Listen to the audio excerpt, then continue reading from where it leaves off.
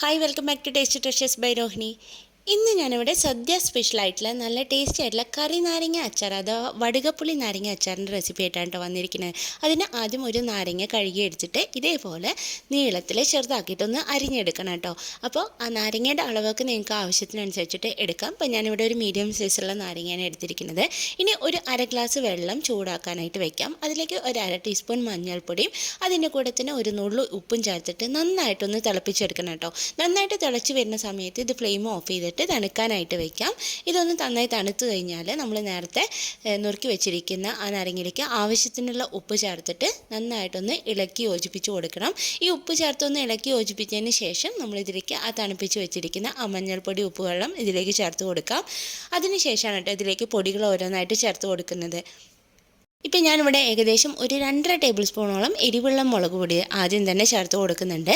പിന്നീട് നമുക്ക് മുളക് പൊടി വേണമെങ്കിൽ നോക്കിയിട്ട് ചേർത്ത് കൊടുക്കാവുന്നതാണ്. ഇനി ഇതിലേക്ക് വേണ്ടത് ഒരു 1/4 ടീസ്പൂൺ ഉലുവ വറുത്ത് പൊടിച്ചതാണ്.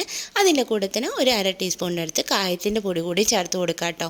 ഇതിൻ്റെ അളവൊക്കെ നിങ്ങൾ ടേസ്റ്റിനനുസരിച്ചിട്ട് അങ്ങോട്ടും ഇങ്ങോട്ടും ഒന്ന് അഡ്ജസ്റ്റ് ചെയ്തിട്ട് കുറയ്ക്കുകയൊക്കെ ചെയ്ത് കൊടുത്താൽ മതി. ഇനി നന്നായിട്ട് ഇതൊന്ന് മിക്സ് ചെയ്തെടുക്കണം. അതിന് ശേഷം നമുക്ക് വേണമെന്നുണ്ടെങ്കിൽ മാത്രം ഇതിലേക്ക് പൊടി ചേർത്ത് കൊടുക്കാം. അപ്പോൾ എരിവ് നോക്കിയിട്ട് ആദ്യം തന്നെ ഇതൊന്ന് എരിവ് നോക്കുമ്പോൾ ഈ ഒരു വെള്ളത്തിന് നല്ല എരിവ് തോന്നുന്നുണ്ടെന്നുണ്ടെങ്കിൽ പിന്നീട് ചേർത്ത് കൊടുക്കുന്ന മുളക് പൊടി കാശ്മീരി മുളക് പൊടി ചേർത്ത് കൊടുത്താൽ മതി കേട്ടോ.